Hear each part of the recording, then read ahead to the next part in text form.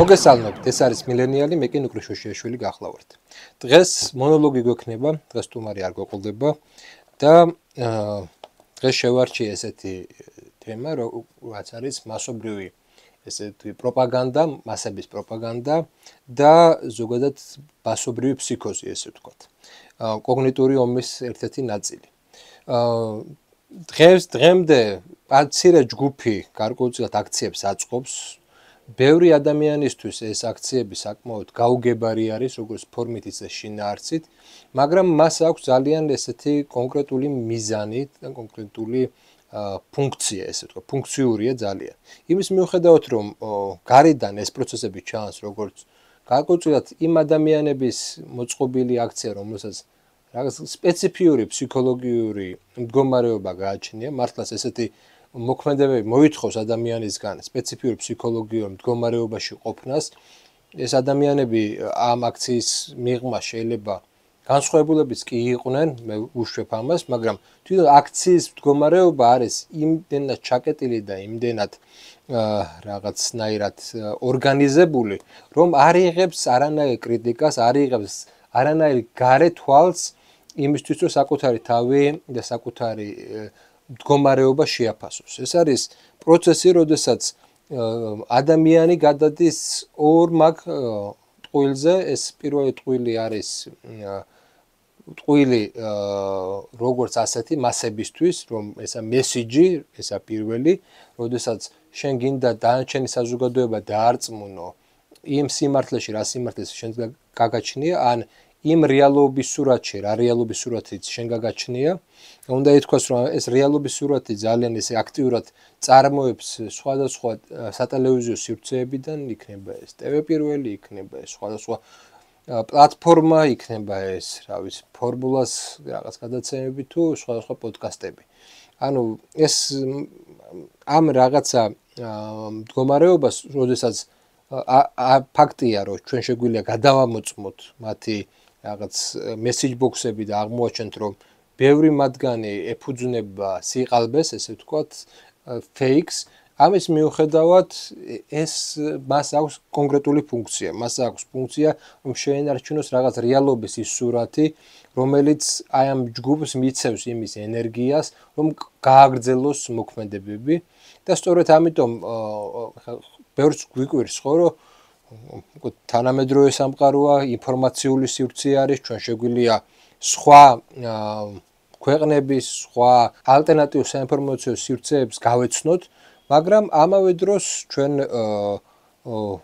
ვერ ხვდებით, რატომ იმეორებენ ისინი ესეთ აშკარა ფეიქს. ფეიკის მთავარი მიზანი ამ შემთხვევაში არის არა დანარჩენი საზოგადოების დარწმუნება საკუთარ სიმართლეში, არამედ იმ რეალობის სურათის შენარჩუნება, რომლის გამოც ეს აქტივისტები, ეს რაღაც ჯგუფები გააგრძელებენ მოძრაობას. ეს გარკვეულწილად საწვავი ამ ჯგუფისთვის, რომ მათ გამოგონილ სამყაროსთვის განაგრძონ ბრძოლა, მათ გამოგონილ რეალობისთვის განაგრძონ ბრძოლა.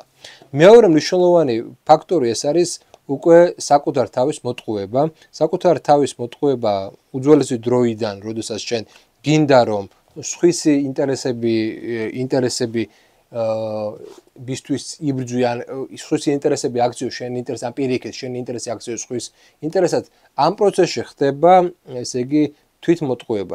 აი მაგალითად ბაქისტულ ისტორიოგრაფიაში საფრანგეთის რევოლუციის პერიოდში რევოლუციურმა კლასმა ჩავარდა თვითმოტყუების პროცესში, როდესაც მან დაიწყო ბრძოლა არა მარტო საკუთარი კლასობრივი ინტერესებისთვის, არამედ სხვა დანარჩენებისთვისაც. რამაც სწორედ ამ კლასისთვის გამოიწვია მოგვიანებით რეპრესიები, ანუ მათ დაიწყეს არა საკუთარი ძალაუფლებისთვის ბრძოლა, არამედ დაიწყეს ყველასთვის ბრძოლა და ამან გამოიწვია ის, რომ მათ წარმოდგენაში გაერთიანდა მათი ინტერესები და სხვისი დანარჩენი საზოგადოების ინტერესები, რომელიც ესე არ იყო. ეს არის საკმაოდ ესეთი ნიშანი, რეალობის გაყალბების ნიშანი, რომელიც იძლევა ძალიან ძლიერ ფსიქოლოგიურ ენერგიას. ზოგადად ეს ვიცოდეთ, რომ არც ერთი რევოლუცია და არც ერთი მძაფრი პოლიტიკური ბრძოლა არ ხდება იმ ემოციებისა და იმ რაღაცნაირი რეალობის სურათის გათვალისწინებით, რომელიც მართლა არსებობს იმ პერიოდში. ყოველთვის ესეთ მდგომარეობაში იქნება რადიკალური და ზედმეტად ემოციური რეალობის სურათი, სადაც ყოფნა არ ყოფნის საკითხი უფრო აქტიურდება და განცდა უჩნდება საზოგადოების რაღაც ნაწილს, რომ ეხლა თუ ესენი არ მოიქცევიან ესე, დაღუპულები არიან. მართლაც გარკვეული სურათი, რეალობის სურათი მართლა დაიმსხვრა. დაიმსხვრა იმის სურათი, რომ იყო რაღაცა ესქატოლოგიური მითი, რომლის მიხედვითაც დასავლეთი და რუსეთი ღირებულებით ომში არიან. ამ ღირებულებით ომის პროცესში საქართველოში ჩნდება სიკეთის ძალები, ანუ პროდასავლური ძალები, NGO-ები, რაღაც ჟურნალისტები, პოლიტიკური პარტიები, აქტივისტები და ასე შემდეგ, რომელთაც უპირისპირდება რაღაცა ბნელი საპატრიარქო, ბნელი შავი სამყარო, ბნელი ქართველი ხალხი და ასე შემდეგ. და აი ამ კომფორტულ მითში ისინი ძალიან კარგად ცხოვრობდნენ, მათ საკუთარი თავი მიაჩნდათ რაღაც გამორჩეულად, მათ დაისახეს რაღაცა ისტორიული მესიანიზმი, ესე ვთქვათ, ქართველი ბნელი საზოგადოების გამოფხიზლების და უცბად, როდესაც ჩვენ ვიხილეთ აბსოლუტურად რეალობის სხვა სურათი, უცბად, როდესაც ჩვენ ვიყიდეთ და თურმე ღირებულებითი სისტემა კი არა აქვს, არამედ ინტერესი აქვს, ქვეყნებს შორის ინტერესი აქვს, გადამწყვეტი მნიშვნელობა, რომ ის ადამიანები, რომლებიც გენოციდს აწყობდნენ სირიაში, იმ ადამიანის გვერდზე ვიხილეთ დასავლელი ლიდერები და თურმე აქ თლად რაღაცა დემოკრატიულ და ისეთ ღირებულებებთან კი არა გვაქვს საქმე, არამედ გვაქვს საქმე რაღაც მაკიაველისტურ, ცარიან მაკიაველისტურ ღირებულებებთან და ეს ყველა პროცესი გვარწმუნებს ჩვენ იმაში, რომ ხვალე შეთანხმება საკმაოდ მარტივია რუსეთსა და დასავლეთს შორის, იმიტომ რომ არაფერი რაღაც ღირებულებითი გარდა ინტერესებისა არ არის, იმიტომ რომ ინტერესები ყოველთვის იცვლება, ღირებულებები შეიძლება დარჩეს რაღაცა, რადგან პოლიტიკა იცვლება ინტერესებთან ერთად, მათ შორის დასავლური პოლიტიკა, მაშინ ხვალე სულ სხვა სურათსაც მივიღებთ, იმ სურათს, სადაც რუსეთი და დასავლეთი თანამშრომლობს. ეს რეალობის ეს სურათი იმ მთლიანად ანგრევს იმ ნარატივს, იმ წარმოდგენას, სადაც ეს ადამიანები ცხოვრობდნენ. აქედან იქმნება გარკვეულწილად ისეთი კოგნიტური დისონანსი, რა კოგნიტური დისონანსიც მათ გააჩნიათ. ისინი ერთი ხელით არ აღიარებენ იმ ცვლილებებს, რაც ცვლილებებიც უკვე მომხდარი არის, უკვე როგორც ფაქტი არის. მეორე მხრივ ისინი განაგრძობენ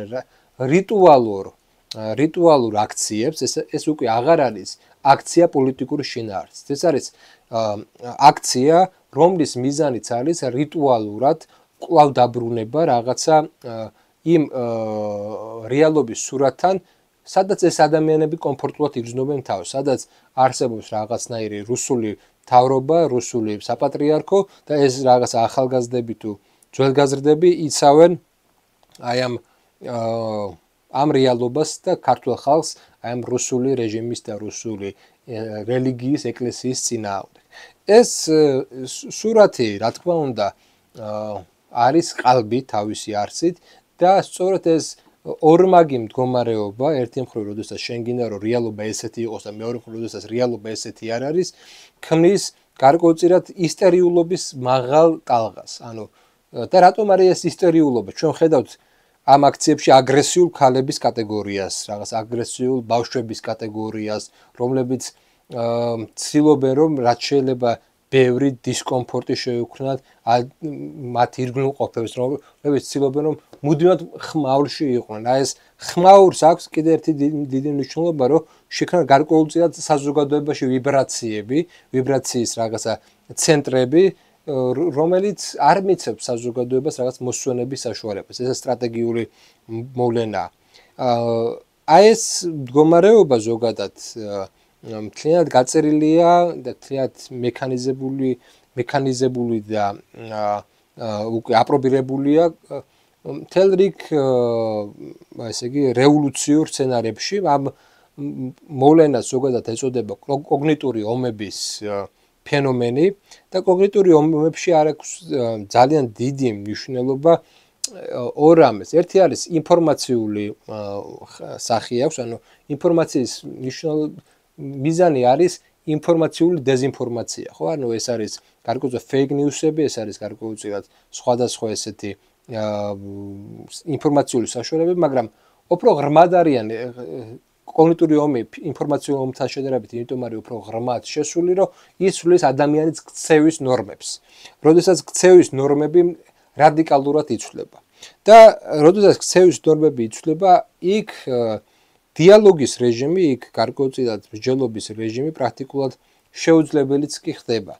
ამ რეალობაში ჩვენ ვაკვირდებით ისეთ მოვლენას, როგორიც არის, ისტორიულობა, როგორც ვახსენე და ისტორიულობა რა არის? ისტორიულობა არის ფსიქოლოგიური მექანიზმი, როდესაც შენ არ აღიარებ, შენ უარყოფ და არ შეგიძლია ადეკვატური ურთიერთობა რეალობასთან, იმ რეალობასთან, რომელიც შენ გეჯახება. და სწორედ ამიტომ, რაც უფრო მეტად გეჯახება ეს რეალობა, რაც უფრო მეტად შემოდის რეალობა შენში, უფრო და უფრო აგრესიული ხდები, უფრო და უფრო ასოციალური ხდები, უფრო და უფრო რიტუალური ხდები, ესე ვთქვათ, ხო? და ამიტომ ნახეთ, შეიძლება ყველაფერი გაქრეს, ეგ საინფორმაციო სივრცე, მაგრამ ამ საზოგადოების რაღაც ნაწილისთვის, რომლებიც უკვე შეეჩვენ ესე ცხოვრებას, ეს რიტუალი იმდენად მნიშვნელოვანია, რომ ჩვენ შეიძლება ვთქვათ, რომ ამ რიტუალის გარეშე მათ არც კი წარმოუდგენიათ უკვე არსებობა. ეს არის ის რიტუალი, რომელიც მათ რაღაც შინაარს, მათ რაღაც საზრის განაგებს, ეს საზრისი უჭირავს და არაძლევს ამ ადამიანებს იმის საშუალებას, რომ აი იმ საზრისის გარდა, რაც მათ რაღაც თავის დროზე დაისახეს, სხვა საზრისების დაინახონ, სხვა საზრისებთან კონდოს შეხება. სწორედ ამიტომ იქნება ესეთი სიტუაცია, ეს ზოგადად კოგნიტური ომის ანა-ბანა არის ის, რომ საზოგადოებაში უნდა შეიქმნას რაღაცა პანიკური მოვლენები.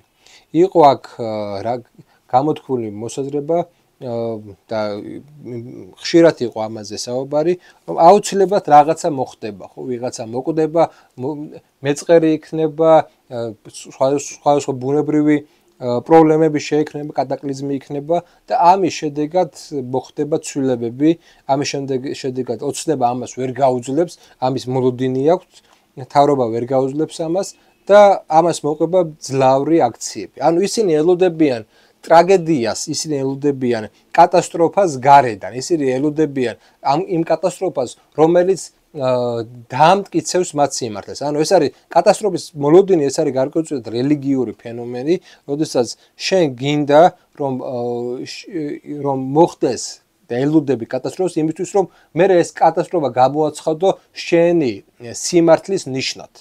და ეს ნიშანი აქციო მე პოლიტიკურ რაღაც სიმბოლოდ. სწორედ ამიტომ ჩვენ გვახსოვს ხო, თავდაპირველად იყო ესეთი გზა არჩეული, რომ რამოდენიმე ადამიანის სიკვდილი, შეგახსენებთ პაჩალეიშვილი იყო რამოდენიმე ესეთი кейსი, უნდათ მისი გადაქცევა როგორც ნიშნად. ვერ მოხდა ამ ნიშნის გადაქცევა, ვერ მოხდა ესე იგი ვერ შეეძინა ამ ყველა პროცესმა პოლიტიკური ნიშნის და პოლიტიკური რევოლუციური ნიშნის ესე იგი სახე. როგორც ეს მაგალითად სააკაშვილის დროს მოხდა, სადაც იყო აშკარად ეს ნიშანი, ოდეს ამ ნიშანს არავინ არ მოელოდა, ეს ნიშანი თავისით გაჩნდა, ეს იყო გირგვლიანის, ხო? თავისით გაჩნდა როგორც რეაქცია საზოგადოების, საზოგადოება არ მოელოდა ტრაგედიას, არ უნდოდა ტრაგედია, მაგრამ ტრაგედია მივიდა მასთან. აქ პირიქით არის, ამ რეალობაში პირიქით არის, ამ რეალობაში ეს საზოგადოების ეს ჯგუფი მოელის ამ ტრაგედიას იმისთვის, რომ ეს ტრაგედია აქციოს ნიშნად. მეორე მნიშვნელოვანი მომენტი არის ის, რომ ესე იგი კოგნიტურ დონეზე ჩვენ ისეთ ადამიანის შექმნა, ისეთ ადამიანის წარმოება იწყება, რომელიც იქნება სულ ემოციური და სულ ნახევრად პანიკურ მდგომარეობაში. სადაც მისთვის ყველანაირი ალტერნატიული რაღაც ხედვა, ალტერნატიული რეალობა იწვევს ფუნდამენტურ შეშს. მისთვის ყველანაირი ალტერნატიული ხედვა ეს არის რაღაცა პუტინის გამარჯვება, ეს არის მისი ეგზისტენციალური რაღაც სიმბოლოს გამარჯვება. პუტინი ხო ამ შემთხვევაში ეს ამ ადამიანებს ვის წარმოდგენაში რეალური პუტინი ხო არ არსებობს. ამ ადამიანების წარმოდგენაში არსებობს რაღაცა მოდი ესე თქვა, ზებუნებრივი არსება, რომელსაც პუტინს უწოდებენ, რომელთანაც მათ აქვს რაღაცა ესქატოლოგიური ომი, სადაც მათ ხარეზე არის რაღაცა დიდი სიკეთე, ისინი არიან სიკეთის ნაწილი და ასე შემდეგ. ანუ ეს არ არის რეალური პროცესების აღწერა საერთოდ არ არის. ანუ როდესაც ჩვეულებრივი ადამიანი საუბრობს პუტინზე, ის საუბრობს კონკრეტულ პოლიტიკურ ფიგურაზე. როდესაც ეს ადამიანები საუბრობენ პუტინზე, ეს პუტინი არ არის რეალური პოლიტიკური ფიგურა, ეს არის რაღაც სახე-ხატი, ეშმაკი სახე-ხატი, რომელიც მიაწერეს პუტინს, ხო? შესაბამისად პუტინი აქ გამოდის არა როგორც რაღაცა პოლიტიკოსი, არამედ როგორც რაღაცა ზებუნებრივი, მოდი ესე ვთქვათ, ქვესკნელის ბრძანებელი, რომელსაც საქართველოსთვის ცუდის მეტი და არა მარტო საქართველოს, არამედ ზოგადად კაცობრიობისთვის ცუდის მეტი არაფერი არ უნდა. აი, თავისთავად ეს არის რაღაცა ძალიან ინფანტილური ხედვა, ეს არის საკმაოდ ისეთი ხედვა, რომელიც არ იძლევა რაც თავარია ყველაზე მნიშვნელოვან რამეს. ზოგადად ქართველს ყველაზე მეტად ჭირდება მისი მეზობლის და მისი კონკრეტულად ამ შემთხვევაში იმ ერის ლიდერის რეალური სურათის დანახვა, რომელთანაც მას გარკვეული უთანხმოება აქვს, ან გარკვეული კონფლიქტი აქვს, გარკვეული რაღაცა კონკურენციაც აქვს, ხო? და როდესაც ადამიანებს არ ეძლევა დაინახოს რეალური ისტორიული ფიგურა, რეალური პოლიტიკური ფიგურა და მის ნაცვლად რაღაც დემონიზებული, რაღაც გროტესკული სახით იქნება, ქართველს ამ პროცესში აღარასდროს შეიძლება დაინახოს რეალობის სურათი. დაინახოს რეალობის სურათი, დაინახოს ის თუ რა უნდა პუტინს, როგორ უნდა მოახდინოს მის წინააღმდეგ ადეკვატური რეაგირება, რა უნდა შეთავაზოთ, ან რა უნდა რითი უნდა დაუპირისპირდეს. ხდება ამ ყველაფრის ჩანაცვლება რაღაცა მნიშვნელოვანი რიტუალური რაღაც დაპირისპირებით, ეს რიტუალს ვიმეორებ ახლა ძალიან ხშირად, იმიტომ რომ სხვა ფუნქცია ამ აქციებს გარდა ნახევრად რელიგიური რიტუალისა ნამდვილად არ გააჩნია. ეს არ არის ის სივრცე, ეს არ არის ის მოძრაობა, რომელიც ადამიანს რეალობაში აბრუნებს. სწორედ ამიტომ აქ არის ძალიან დიდი მნიშვნელობა, რომ ეს ემოციურობა შენ რას გეუბნება. შენ თუ შემოხვარ ჩემთან, რამე სახის, ან შეეცდები რომ შემოხვიდე რამე სახის, ისე დიალოგში, სადაც შენ უარყოფ იმ ჩემ წარმოდგენას, სადაც ეს პუტინი, რუსეთი არის დემონური ძალა, ხო? შენ შეეჯახები ისეთ ისტერიულობას, ისეთ პანიკას, რომ შენი ნერვული სისტემა, შენი ფსიქოლოგიური თავდაცვის სისტემა ამას ვერ გაუძლებს და არ მოგცემს ამის საშუალებას. ეს არ შეექმნეთ იმ სფეროს, სადაც დიალოგი შესაძლებელია, იმიტომ რომ არ უნდა იყოს დიალოგი, იმიტომ რომ დემონზე ლაპარაკს არ ჭირდება დიალოგი, დემონზე ლაპარაკს ჭირდება წყევლა დემონის და ჭირდება ფურთხვა, ხო, დემონის, ხო? აი ეს არის ის მდგომარეობა, რა მდგომარეობითაც ისინი მოქმედებენ. მეორე ესე იგი მნიშვნელოვანი ფაქტორი ეს არის ის რომ ნუ რა თქმა უნდა ერთი მხრივ ესენი მაგრა ებრძვიან, ძალიან მაგრა ებრძვიან მათ წარმოდგენაში რუსეთს და პუტინს, მაგრამ მეორე მხრივ მათ წარმოდგენაში პუტინი იმდენად ძლიერია, იმდენად რაღაც დემონური ძალები აქვს, რომ ის გავლენას ახდენს შეერთებულ შტატებზე, ის გავლენას ახდენს ევროკავშირზე, ის გავლენას ახდენს ქართულ პოლიტიკაზე, ის გავლენას ახდენს ჩვეულებრივ ქართველების აზროვნებაზე, რომლებიც მათ გვერდზე არ არიან და შესაბამისად ჩდება ორსახოვანი პუტინი, ორსახოვანი დემონი პუტინი მათ თვალში, ერთი რომელიც აი ახლა დამარცხდება ამ აქციების შედეგად და მეორე რომელსაც აქვს ისეთი ძალა, ისეთი ძალაუფლება, რომელსაც შეუძლია ისეთ სიკეთის ცენტრში, მათი წარმოდგენის სიკეთის ცენტრში, როგორიცაა შეერთებული შტატები, არიოს, დარიოს და მართოს შეერთებული შტატების ცუდი ადამიანების ხელით, მათ შორის დონალდ ტრამპის ხელით, ხო? აი ესეთი სამყარო არის ძალიან ქმნის ძალიან სპეციფიურ აზროვნების ფორმას, მე ვიტყოდი რომ პრიმიტიულ აზროვნების ფორმას და ამას ახასიათებს, აი ესეთ აზროვნებას ახასიათებს მთლიანად საზოგადოებრივი აზროვნებისა და დისკურსის უკიდურესი პრიმიტივიზაცია, რომელიც დაკავშირებულია, რომელიც გამყარებულია გარკვეულ წყენებზე, ისტორიულ წყენებზე და ბუნებრივია ხა ქართულ-რუსულ ურთიერთობებში უამრავი წყენა არის, უამრავი პრობლემა არის, ამაზე არავინ არ საუბრობს, მაგრამ საქმე რა არის, რომ ეს წყენები ხდება იმის საფუძველი, იმ ირაციონალიზმისა და იმ ესე ვთქვათ დამანგრეველი სიკვდილის კულტის, მე სიკვდილის კულტს უწოდებ იმას, რომელიც რეალობას მთლიანად ანგრევს, ხო?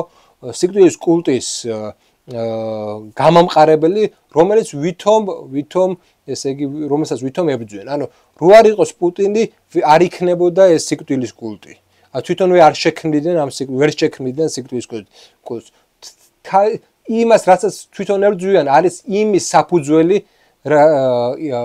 რასაც ებრძვიან. ანუ პუტინი არის იმის საფუძველი, თუ რატომაც ებრძვიან ისინი პუტინს, ხო? ანუ თვითონ დგანან იმ ისტორიულ წყენებზე და იმ საკუთარ შექმნილ პუტინზე, იმისთვის რომ მე პუტინს ებრძოლონ თავისთავად. აი ესეთი მდგომარეობა მთლიანად აი მივყავართ სექტოლოგიამდე. ეს არის სექტოლოგიური ცნობიერება, ეს არის სექტოლოგიური რწმენა წარმოდგენები, ეს არის სექტოლოგიური, მოდი ესე ვთქვათ, ვიწრო ენობრივი სამყარო, რომელიც აღარ აღწერს რეალობის ისეთ სურათს. აი მეორე უკვე მხარე ეს არის პოლიტიკოსები. ერთი არის რომ ეს საზოგადოების რაღაც ნაწილი არის ამაში ჩართული, ამ რიტუალში ჩართული, მაგრამ ის ოპოზიციონერები, რომლებმაც ნახეს, რომ მათი არჩევანი არის აღმოჩნდა არასწორი, სტრატეგიულად არასწორი, ისინი დამარცხდნენ მაშინაც, როდესაც პარლამენტში არ შევიდნენ და ისინი დამარცხდებიან ახლა, თუკი არჩევნებში არ მიიღებენ მონაწილეობას. ყველას გვესმის, რომ არავინ არ თხოვთ მათ, რომ არჩევნებში მიიღონ მონაწილეობა. მეტიც ჩემნაირ ადამიანებს, რომლებისთვისაც ეს ლიბერალური ან ნაცმოძრაობის რაღაცა სხვა დაჯგუფება აბსოლუტურად მიუღებელია და გათანაბრებულია, პირიქით მირჩევნია, რომ ისინი არსად არ იყვნენ წარმოდგენილები, ხო? პირიქით მე მირჩევნია, რომ ესეთი პოლიტიკური ძალები აბსოლუტურად მარგინალურები იყვნენ, მაგრამ იქიდან პოზიციიდან რო შევხედოთ, მათივე პოზიციიდან, ისინი თუ უნდა გადარჩნენ როგორც პოლიტიკური ძალა, გადარჩებიან მხოლოდ მას შემდეგ, რაც შევლენ გარკვეულწილად ან პარლამენტში, ან მიიღებენ მონაწილეობას თვითმმართველობის არჩევნებში და სხვა რელსებზე გადავლენ. აი სხვა რელსებზე გადასვლის საშუალებას არ აძლევს რიტუალური ჯგუფი და აქ არის ძალიან ისეთი ფრანკენშტეინის ამბავი, როდესაც ის მონსტრი, რომელიც შენ თვითონ შექმნილი, შენვე განადგურებს.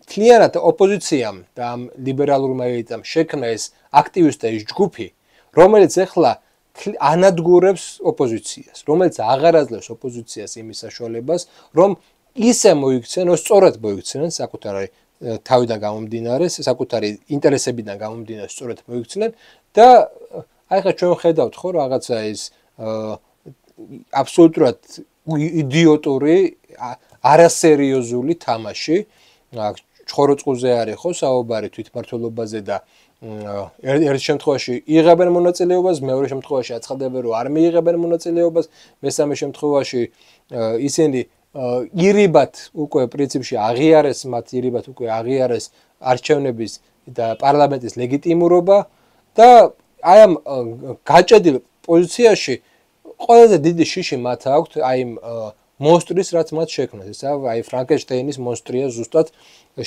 სიმბოლურად აბსოლუტურად გავს.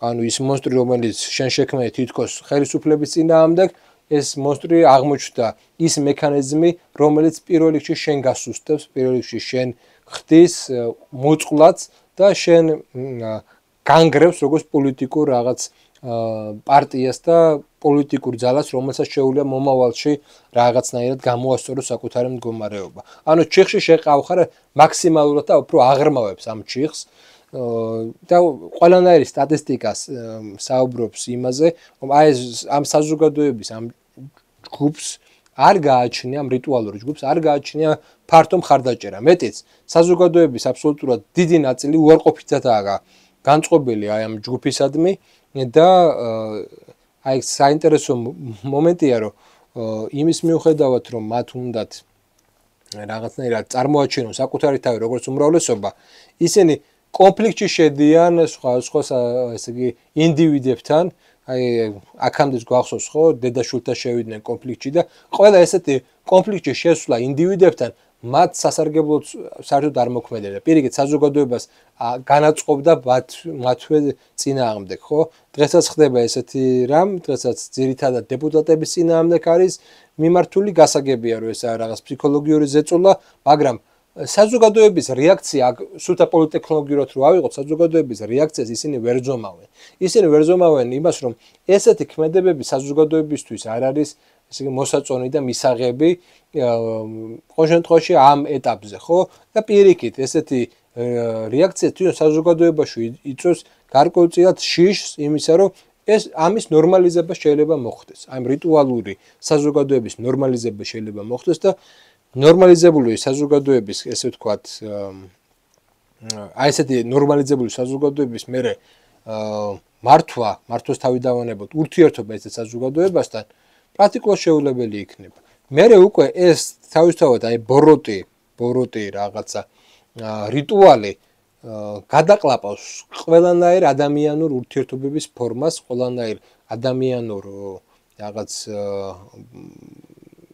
არა მარტო ურთიერთობების, არამედ აი ელემენტარული რაღაცა მორალურსა და ეთიკის ყველანაირ ფორმას და რაც პრობლემაა, კი შეიძლება ეს ერთჯერადად, ორჯერადად და რამოდენიმე ეტაპზე როგორც სტრატეგიული რაღაც დარტყმებით გამოიყენო პოლიტიკურ მოწინააღმდეგის მხრივ.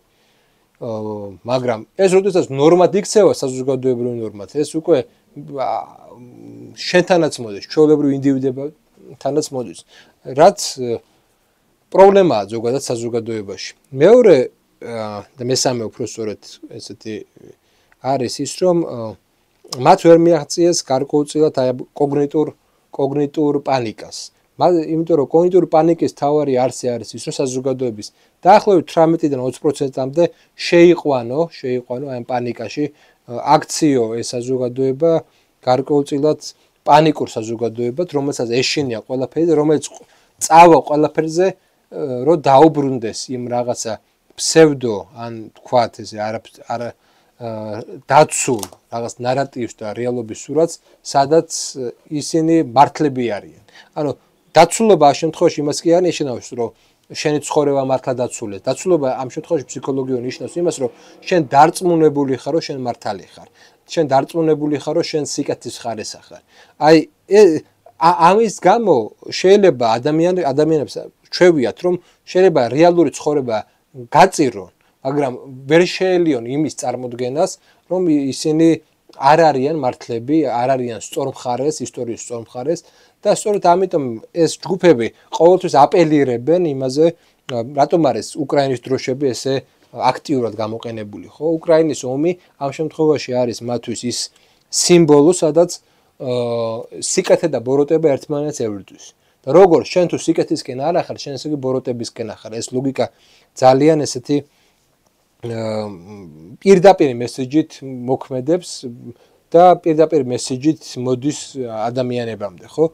და ადამიანებს მართლა აი ჩვენ გავიხსენოთ, როდესაც ომი დაიწყო რუსეთსა და უკრაინას შორის.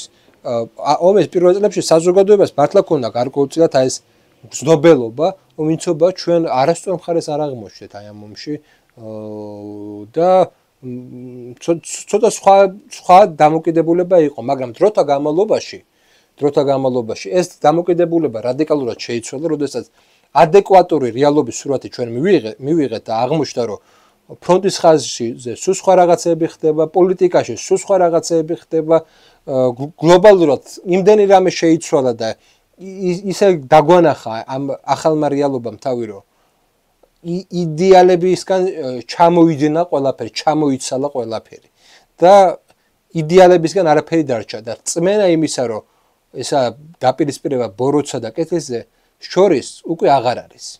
ყველაზე სამწუხარო ამ პროცესში არის ის, რომ ზოგადად ახალგაზრდები, რომლებიც იდეაში უნდა იყვნენ ყველაზე ინფორმირებული, იმიტომ რომ პირველები ისინი იყვნენ, რომლებმაც ესე ვთქვათ, აითვისეს სოციმედია პირველები ისინი იყვნენ, რომლებიც ახალ ტექნოლოგიებში შევიდნენ, ესე ვთქვათ, და ისწავლეს მათი გამოყენება, ისინი გახდნენ ყველაზე მარტივად манипуლირებადი.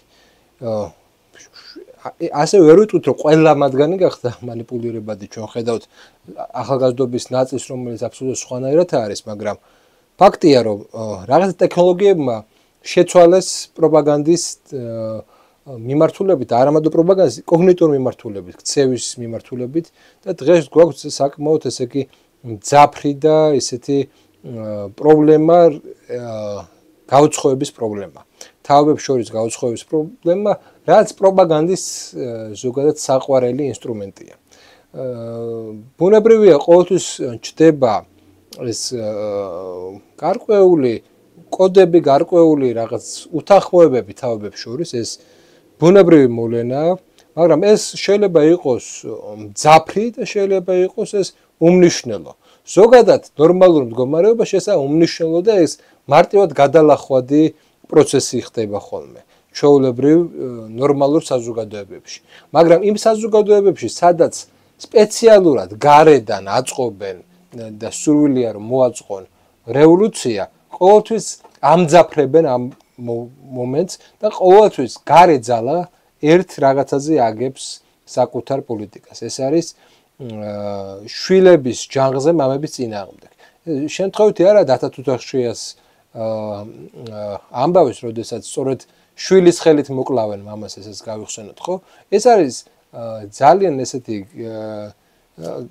ნაცნობის სქემა, რომ თვითონ იმისთვის რომ ოჯახი დაანგრიო, ოჯახში უნდა შექმნა და დათესო ტრობა, ოჯახში უნდა დათესო უნდობლობა და დღეს ჩვენ საზოგადოებრივ ოჯახში, ესე ვთქვათ, საზოგადოებრივ სხეულზე ეს ტრობა არის ხელოვნურად დათესილი, ეს ტრობა არის დათესილი, ესე ვთქვათ, გარედან და მას აქვს აბსოლუტურად პრაგმატული მიზნები.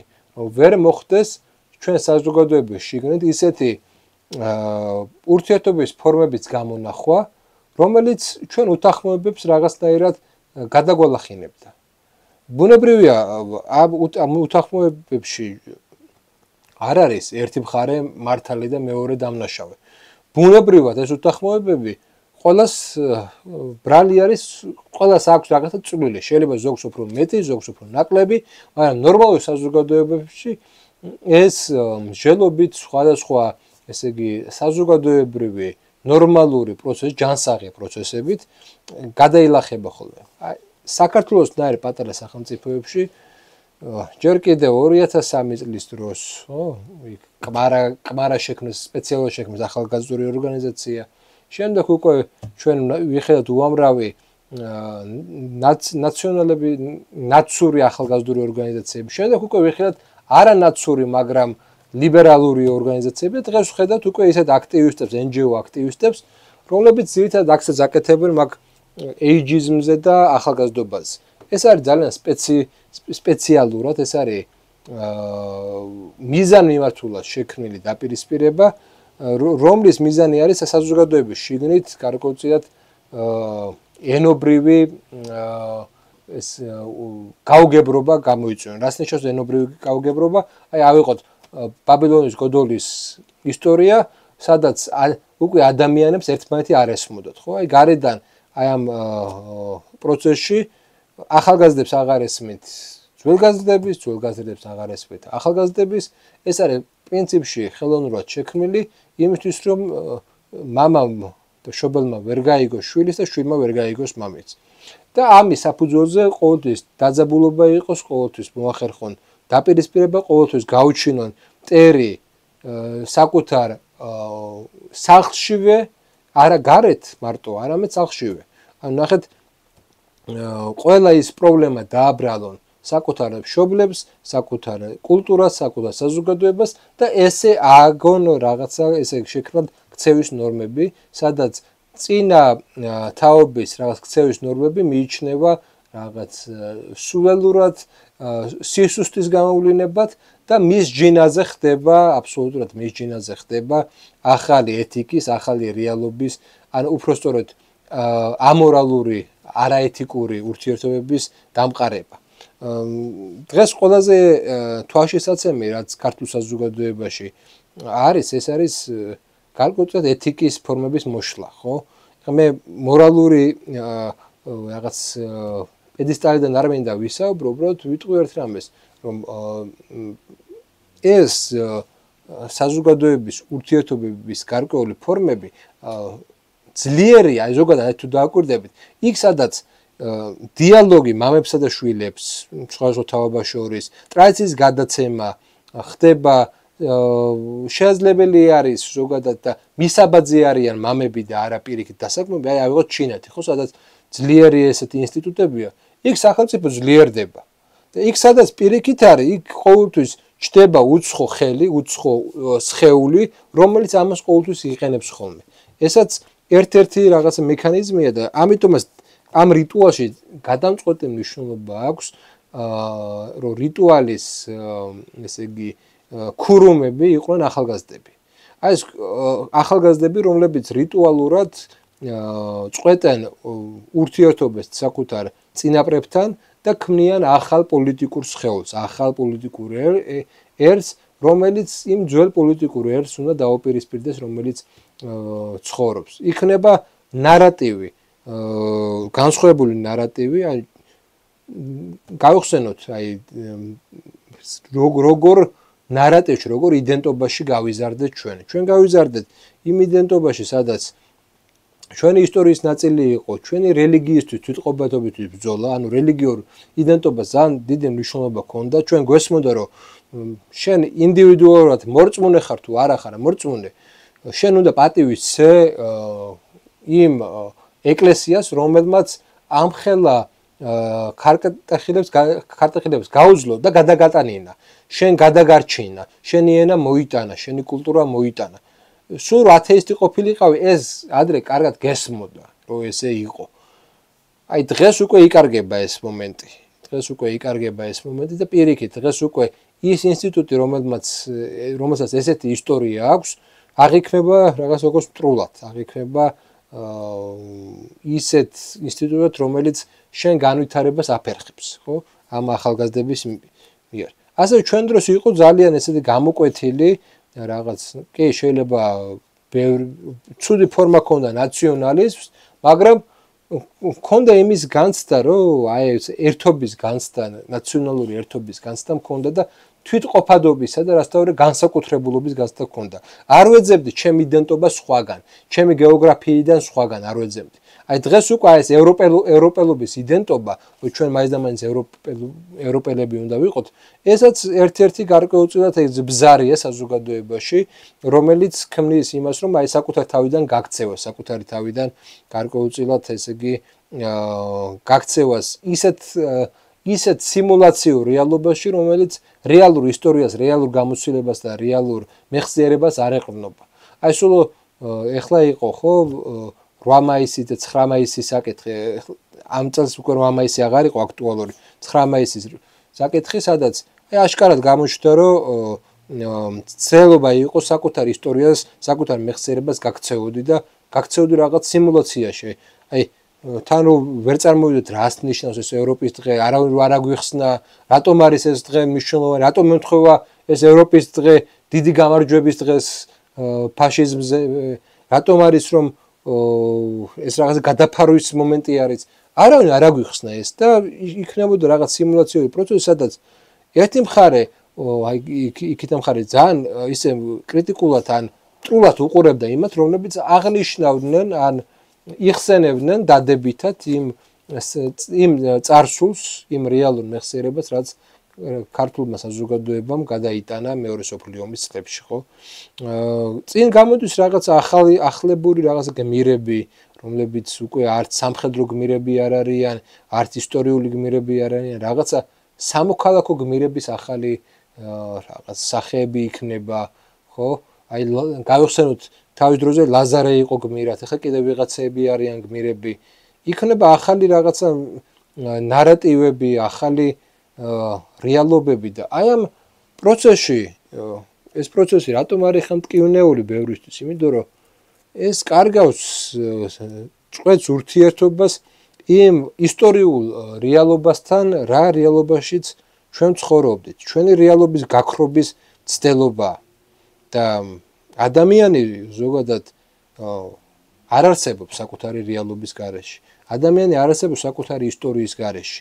ჩემი ისტორია დაკავშირებულია იმ წარმოდგენებთან, რომელიც 20-30 წლის წინათაც ადრე იყო შექმნილი და რომელიც რომელსაც საკმაოდ ღრმა ისტორიული ფესვები აქვს და მათი ისტორია სულ ახლახანს დაიწერა, ხო? მათი იდენტობა სულ ახლახანს დაიწერა, ახალაც გამოიგონეს რაღაცეები და მეორებიან რომ ეს ახალი გამოგონილი არის გაცილებით მნიშვნელოვანი ვიდრე ის რაშიც მე მთელი ცხოვრება ცხოვრობდი და რაშიც ჩემი თანამოქალაქეები და ჩემნაირი კიდევ უამრავი ადამიანი ცხოვრობდა და ეს ქმნის გარკვეულწილად აი იმის განცდას უფრო განცდას ქმნის ეგ შეიძლება მე არ ვამბობ რეალობა ინდივიდებში რომ ამძაფრებს იმის განცდა თვითგადარჩენის განცდას ამძაფრებს რაც საზოგადოების მეორე ნაწილისთვის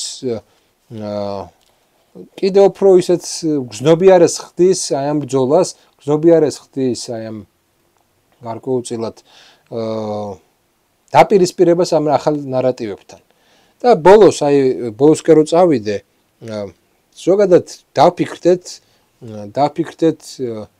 როგორ უნდა შევაჩეროთ აი ეს პროცესი ის გამოგონილი მოდი ესე ვთქვათ ნარატიული პროცესი რომელიც დღემდე მიმდინარეობს იქამდე სანამ ისტორიის გადაწერა იქნება რაღაცა უცხოური NGO-ების და ზოგადად აი რაღაც ისეთი კლასის ხელში რომელსაც არც აკადემიურობა აქვს და რომელსაც არც ადგილობრივ კულტურასთან აქვს რაღაცა კავშირი იქამდე ეს იქნება ყოველთვის პრობლემური და ყოველთვის აგრესიული ამიტომ ჩვენი მიზანი არის შემდეგი რამ რომ დავინახოთ აი ამ პროპაგანდის მიღმა დავინახოთ გარკვეულწილად გავიხსენოთ ესე ვთქვათ რაღაცა რეალობა სპეციალურად ვამბობ ამ რეალობა როგორც რაღაცა ისტორიულობა რეალობა როგორც უწყვეტელობა იმიტომ რომ ჩვენ თუ მოწვით და ჩვენ თუ ახალი რეალობა დავიწყეთ დამიჯერეთ ჯენზი არ არის საბოლოო პუნქტი სადაც ეს პროცესი ჩერდება ჯენზის შემდეგაც იმ უცხო ქვეყნებს ექნებათ საკუთარი ინტერესები ჯენზის შემდეგ იქნება ცდელობა რომ კვლავ მოგვახვიონ საკუთარი ინტერესი და კვლავ ჩვენი ინტერესების საწინააღმდეგოდ საკუთარი პოლიტიკა გაატაროთ ამიტომ ჯენზისაც საკუთარ შვილებს აუჯანყებენ შექმნიან მუდმივად ახალ თაობათა შორის კონფლიქტს შექმნიან დაპირისპირება შექმნიან კოგნიტურ ომების ახალ ტალღას ამიტომ საზოგადოება უნდა დაფიქრდეს რომ სიამდვილეში იმ განსხვავებული აზრების მიუხედავად რაც ჩვენ გაგვაჩნია არსებობს დიდი შეთანხმება და ეს დიდი შეთანხმება შესაძლებელია ეს დიდი შეთანხმება შესაძლებელია მხოლოდ მაშინ როდესაც უნარჩვევები და ეს უნარჩვევები დაკარგული გვაქვს როგორც საზოგადოებას ვაღიაროთ უნარჩვევები გამომიმუშავოთ იმის რომ გავიგოთ სხვის არგუმენტი სხვის რეალობა და ჩვენი რეალობის გარკვეულწილად ვისწავლოთ კვლევა ანუ საიდან გაჩნდა ჩვენი რეალობა რატომ აქ ეგეთი აზრი როგორი აზრიც მაქვს ეს ჩემი აზრია თუ პროპაგანდის მოხვეული აზრია ეს ჩემი ავთენტური იდენტობა თუ ვიღაცამ მომახვია თავს და რაღაცა პროექტია ეგ რატომ უნდა ვიყო პროექტი იქ იქნება ამ პროექტის გარდა ამ იდენტობის გარდა სხვა რაღაცა უფრო ძველი კულტურა არის რომელიც უფრო მნიშვნელოვანია რომელიც უფრო უნდა დავიცვა იქნებ ეს სამყარო არაა დაყოფილი რაღაც ბნელ ძალებისა და ნათელი ძალების დაპირისპირებად და სამყარო არის ინტერესების რაღაცა განსხვავებულობა და ამ ინტერესთა კონფლიქტი და მეტი არაფერი, ხო? და იქნებ აი ესეთი დიალოგებმა, რომ აი სადაც ეს დაშვებები იქნება, სადაც იქნება დაშვებები, რომ კი შეიძლება მე მაგ ჩემი სიმართლე, მაგრამ იქნება ამ ჩემს სიმართლეს ვიღაცა სხვა იყენებს, იმიტომ რომ ჩემი სახელმწიფო დაასუსტოს. იქნებ კი მე რაღაცით უკმაყოფილოა, მე შეიძლება უფრო მეტი მინდა, მაგრამ იქნებ რეალობა ისეთია, სხვანაირია, სადაც აი ამ ჩემ უკმაყოფილებას სხვა ჩაიწერს და მე არ მექნება ამ იმის საშუალება, რომ მე გამოვიყენო. აი აქ სულ ახლახანს ნანუკა პარიზში წავიდა და იმ დროს, როდესაც მასზე აყოლილი ახალგაზრდები სხვადასხვა მიზეზის გამო და სასამართლო პროცესი აქვთ, ნანუკა იქ პარიზში პოზირებს და ისვენებს და ამ ყველაფრისგან მან ბენეფიტის მეტი არაფერი არ მიიღო, ხო? ბენეფიტები მიიღო ძალიან დიდი და იმ დროს, როდესაც უამრავი ადამიანს ემუქრება სასჯელი, ხო? იქნებ დავფიქრდეთ, რომ ეს არის ისეთი манипуляციური სივრცე, სადაც შენ შეძგან მოითხოვენ მხოლოდ ბრმა იარაღად ყოფნად. შეძგან მოითხოვენ იმას, რომ არ იაზრონო, შეძგან მოითხოვენ იმას, რომ არ დაუშვა სხვა რეალობა, არ დაუშვა იმ რეალობის გარდა დაინახო გლობალური სურათი, რაც შენ შეგიქმნეს და სპეციალურად შეგიქმნეს. ამაში დაიხარჯა მილიონები, რომ შენ ესეთი სურათი ქონოდა, რეალობის ესეთი სურათი ქონოდა. იქნებ ძალისხმევაა საჭირო იმისთვის, რომ ჩვენ ერად შევდგეთ ახალ ძლიერ ერად, რომელიც დაიწყებს უკვე საკუთარ თავთან დიალოგს, რომელიც აღარ ექნება ისეთი მძიმე გამოცდილებები, როგორიც აქამდე ქონდა, ხო? ჩვენ როდესაც დამოუკიდებელ სახელმწიფოდ შევექმნით, ჩვენ არ ქონდა რესურსი, ამაში საზოგადოება დამნაშავე, ამაში არის დამნაშავე პოლიტიკური კლასი, ბევრი აქტორია დამნაშავე, გარე აქტორები განსაკუთრებით, გარე აქტორებს ვერ მოთხოვ გარე აქტორს, რომ არ იყოს შენი მტერი. გარე აქტორი იმის გარე აქტორია, რომ მას საკუთარი ინტერესი აქვს და შენ შიდა აქტორს უნდა ერთადერთი ვისაც შეიძლება მოთხოვოს შიდა აქტორია, ხო? იქნებ დროა რომ დავასრულოთ ეგ მუნჯების საუბარი, ხო? ეს რომ ყველა საკუთარ თავთან საუბროს და არ ესმის, უბრალოდ ყრუების საუბარი, ხო? და სხვის არგუმენტს როდესაც არ იღებს, ხო? იქნებ მეც რაღაცა შეიძლება ისეთი სურათი მაქვს, რომელიც არ მაჩვენებს რაღაც მთელ ასპექტებს, მაგრამ სანამდე არ იქნება სხვა განწყობები და ეს სხვა განწყობები არ შექმნის ურთიერთობის იმ ფორმებს, რომ სადაც ჩვენ შეგვიძლია რაღაცნაირად კომუნიკაცია, მინიმუმ კომუნიკაცია არაა საჭირო, ერთმანეთი ძალიან გვიყვარდეს, მაგრამ ელემენტარული კომუნიკაციის უნარი გვაქვს და გვაქვს იმის უნარი, რომ სხვისი პოზიციებიდანაც დავინახოთ რეალობა. იქამდე უბრალოდ შეუძლებელია ეს საზოგადოება იყოს ძლიერი საზოგადოება. მაშინ შეუძლებელია, მაშინ ისევ იმ გზას უბრუნებით, სადაც ერთი არის გამარჯვებული, სადაც ერთი ყველაფერს იმარჯვებს, მეორე კი ყველაფერს კარგავს. თუ ეს ლოგიკა დარჩება, სადაც ერთია გამარჯვებული და მეორე ყველაფერს კარგავს, დამიჯერეთ პირველ რიგში ეს თქვენთვის იქნება ცუდი, იმიტომ რომ ამ ბოლო წლებმა აჩვენა, რომ თქვენი სტრატეგია, თქვენი აზროვნების ფორმა არ არის ის ფორმა, რომლითაც თქვენ გამარჯვებას მოიპოვებთ. პირიქით, თქვენ რაც უფრო დრო გავა ესეთი აზროვნებით, ესეთი ქცევებით, უფრო დასუსტებით, უფრო დამარცხდებით და ბოლოს გაგცვლიან უფრო ახალ თაობაში. და ისე გამოგვიყენებენ, როგორც ნანუკამ გამოიყენა ის ახალგაზრდები, რომლებისაც ეხლა სამწუხაროდ ელოდება პატიმრობა.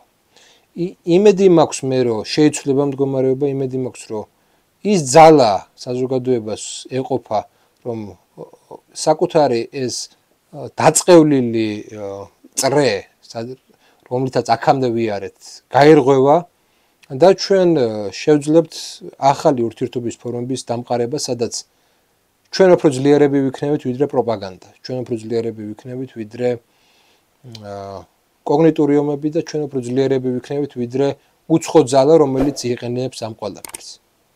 მადლობა ყურადღებისთვის, მომავალ შეხვედრამდე.